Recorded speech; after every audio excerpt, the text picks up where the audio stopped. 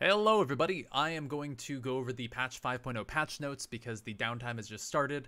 The patch isn't live yet, and as soon as it is, I'm going to be streaming, but first I'm going to go over the patch notes very quickly so you guys can see everything that's going to change, and then I'm going to go over it in more depth to analyze it if you guys want to stick around for all of that. But if you just want what's going down, here it is.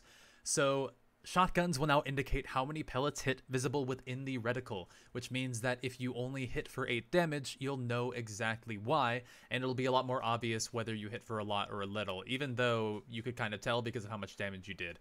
It adjusted the shotgun spread patterns to be consistent with no random variation, which is absolutely huge.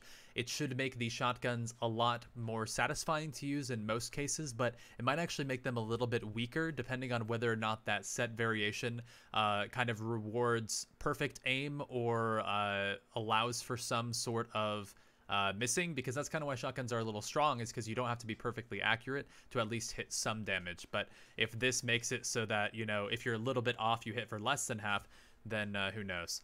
The heavy shotgun fires 10 pellets instead of 5, which means that there's going to be more variation in the heavy shotgun. It's not going to be quite so all or nothing. It should probably make it feel a little bit better, but I'm going to have to play around with it. The total damage didn't change at all. It's just each pellet does half the damage and there are twice the pellets. After firing a shotgun, another shotgun cannot be fired for a very short time, and that is it. The change to double shotgun. You can no longer run pump tac, pump pump, pump heavy, heavy heavy, heavy tac. All of the things that people have been doing. It looks like this is finally going to kill it. I'll still play around with it and see if maybe there's a way you can do it fast enough, but probably not. Probably it's just going to be using your shotgun and then swapping to an SMG or some other follow-up gun like a Tommy or a burst rifle, or just using a tactical shotgun and just firing it over and over. That's kind of what it's built for. A heavy shotgun can even do that, but I think any shotgun into SMG will be better than just shooting a heavy over and over. It reduced the hunting rifle aim assist, which is something for console, I guess anyone not on PC. But aim assist is actually pretty bad with snipers because you can't lead it nearly as much or aim over their heads. That's not really a big deal. It changed the damage drop-off profile for the suppressed SMG to be the same as other SMGs, which means that the fall-off starts earlier, which means that at longer distances you're doing less damage. And this is just a bit of a nerf to the suppressed SMG. It ended up being a little bit too strong, and that's what's going to happen. So within 24 meters, it's not going to be changed at all. They added the all-terrain cart, or the ATK, which is insane. So it has 4 seats. It gets a speed boost after you drift, which is super fun. The roof of it acts as a bouncer, so you can jump onto it in combat for some really dope plays. And you can work together as rear passengers to leap over obstacles with the cart. You can lean back and release at the same time for a higher jump. So you guys have to work together to try and jump this thing if you want to do that. But they have updated the map. They've added a new biome. So right now there are a few different biomes. Like there are some more wooded ones, or some more like the the farmlands one, or the grasslands. So now there's going to be desert biomes. So the map is going to be the same. But there are a few unnamed points of interest, and there's also going to be Paradise Palms and Lazy Links. We don't have a map of that yet, but we'll explore them once we stream. Now the center of Storm Circles 7, 8, and 9, which are the very, very, very late game ones, can go in random directions, so it's not always going to be one within the other. This doesn't really change the late game that much, but I could talk about it a little bit later. Starting in Season 5, progressive challenges will no longer be restricted to a single season. You can complete progressive challenges at your own pace. And I'm not actually sure what progressive challenges are not completed by acquiring a fixed amount of XP and is no longer dependent on your season level. Which I assume progressive challenges are... Oh, it must be the things like the Omega and the Carbide, like progressing their skins.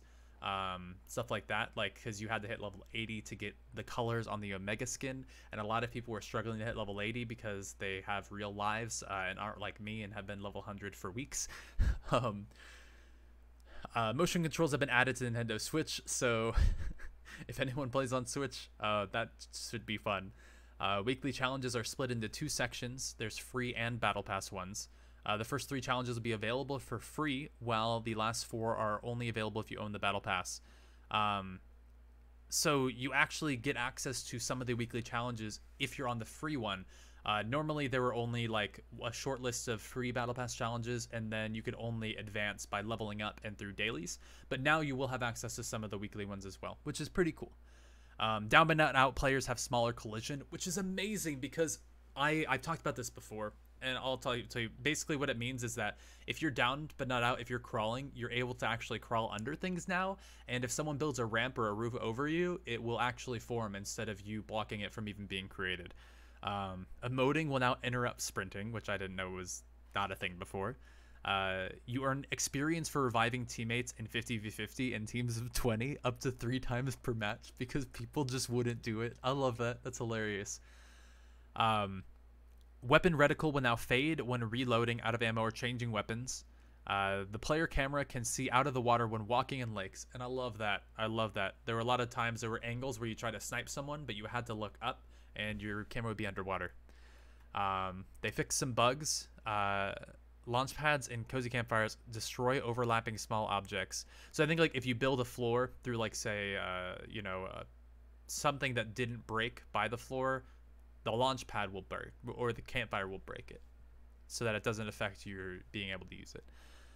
Reduce the trigger volume for the floor damage trap.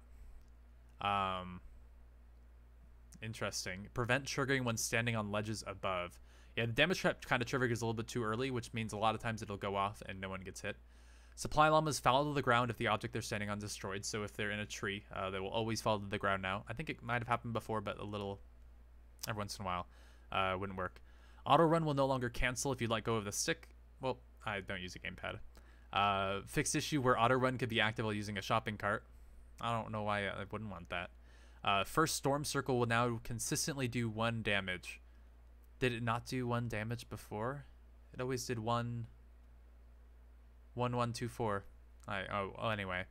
1 1 2 5, my bad. Players will no longer get stuck in a doorway if they were standing in it when the door closed. That's good.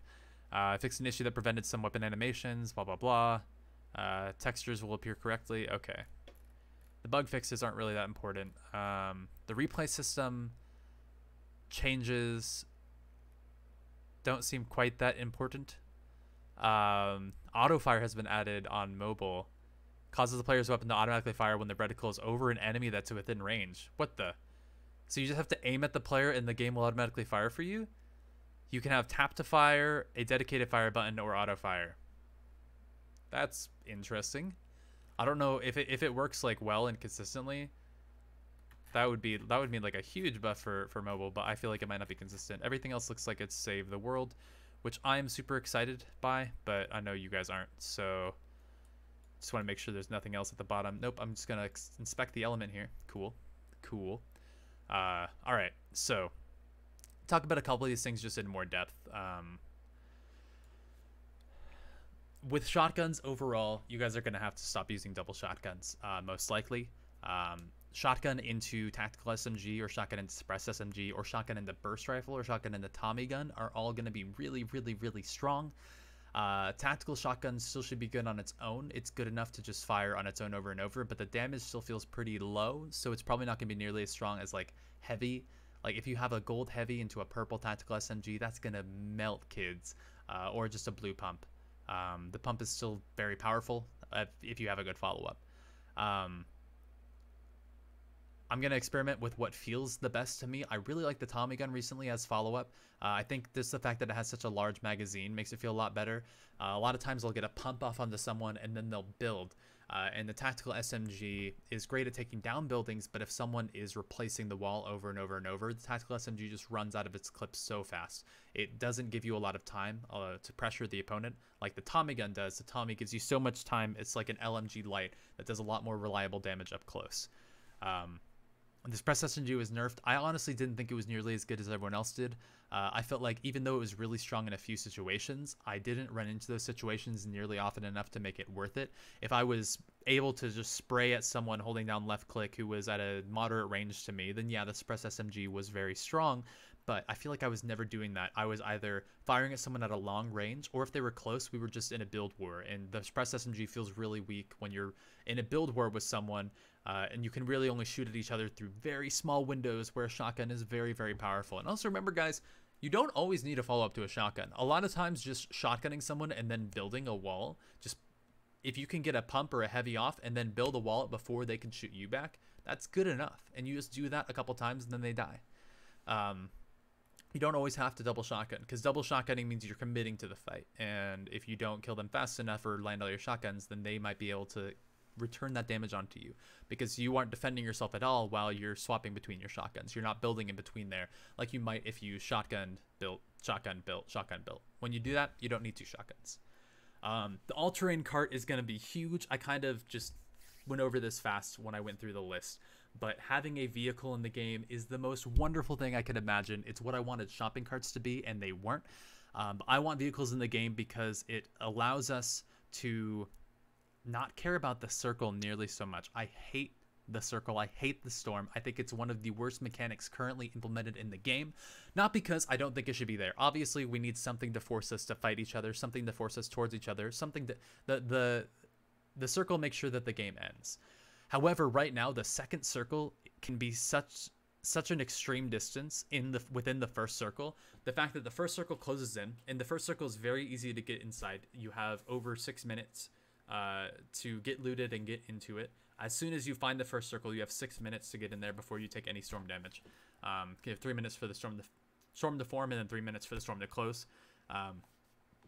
But the second circle can be on the very edge of the first circle, and if you're on the opposite edge, it is an incredibly long run, and you basically have to start auto running immediately to be able to even make it in time. It moves so fast that if you get into a fight out in the first circle as the second one is closing in, you're very likely just going to die to the storm, or at least lose all your health to the storm, get in the first circle. And because the circle was such an extreme, everyone bottlenecks up to the exact same point, and then they all fight each other there. And a lot of times I've seen games ending at 15 or 16 minutes just after the second circle closes in, before the third circle is even moving, because everyone bottlenecked into the exact same area. And all of the squad, it only ever happens in squads. In solos, people are spread out enough, but in squads, there's so many fewer individual units that are all converging on the same location at once. And unless someone was lucky enough to already be in the circle on the other side, everyone ends up fighting each other, and it gets pretty crazy. So vehicles to allow yourself to get into the circle and just ignore the storm is amazing. PUBG has a map where you cannot run from the storm if you get unlucky enough. There are times where as soon as you see the circle, you need a vehicle or you will die to the storm. And I think that's fine as long as you have vehicles, as long as you have a way to get out of it. But in Fortnite, unless you were lucky enough to find a jump pad, there was really not a lot you could do about it other than to start running immediately. But I'm a player who loves to fight, who loves to take kills. If I ever have to skip a fight because the circle's coming in, that to me means that the circle didn't do its job. The circle forces fight. So if it keeps you from fighting, then it's bad. But if I can fight someone and feel safe fighting them because I know I have an ATK to get out of there afterwards safely, that's gonna be awesome. I can drift my ATK, speed up to some opponents, jump over some crevice or up onto the high ground, hop out, bounce off the roof, building up to grab some really quick high ground, snipe from the top, get into a fight, scramble a bit with our shotguns and our SMGs. And then once I clean up the fight, we grab the loot, we get in the ATK, and we go. I don't know if the ATK is going to have limited usage or fuel or something like that. I would assume so. Maybe eventually just breaks. So they don't have to implement any fuel system. I would be fine with that if each ATK had durability like the jetpacks did. And now the map update is also going to be super dope. I'm super excited for a desert biome. I'm glad that there wasn't an entire desert map, because those kind of get a little dull, but just adding some desert areas to the current map is going to be super sweet. And it's not surprising because they have desert biomes. They have entire desert maps in Save the World. If you've been to Canny Valley and had your storm shield, you've seen a huge desert map. Or if you did the Survive the Storm missions, then you've seen the desert map in pretty good detail. And I think it's going to be cool to see some new POIs, and also vehicles allow Fortnite to put those POIs farther away from the center of the map. So I think we could see the map grow a little bit. We could see an island off the bottom left, or maybe the bottom left of the map expands a little bit. I have no idea where Paradise Palms is going to be, but maybe it's, kind of on the beach. It's like a little beach resort, like a desert beach maybe. Who knows what it's going to be. I'm probably going to look dumb once you guys all see this, like right after the video comes out. And I don't think there's anything else that's really worth talking about. But I hope that you guys are at the stream when I'm playing it, and if not, I hope that this helped you understand some of the changes being made. With gameplay, all that really matters is that double shotgunning isn't a thing, and there are going to be vehicles. Other than that, let's just enjoy the patch together. Let's see what Fortnite has to do. They didn't make a lot of balance changes, which I'm not super surprised. I guess I'm surprised we didn't see anything to do with building, nothing to do with capping building mats or any of that. But I am very glad that you guys watched this all the way to the end. If you watched it to the end, say waffle in the comments. Just waffle. That's my dog. Cool. See you later.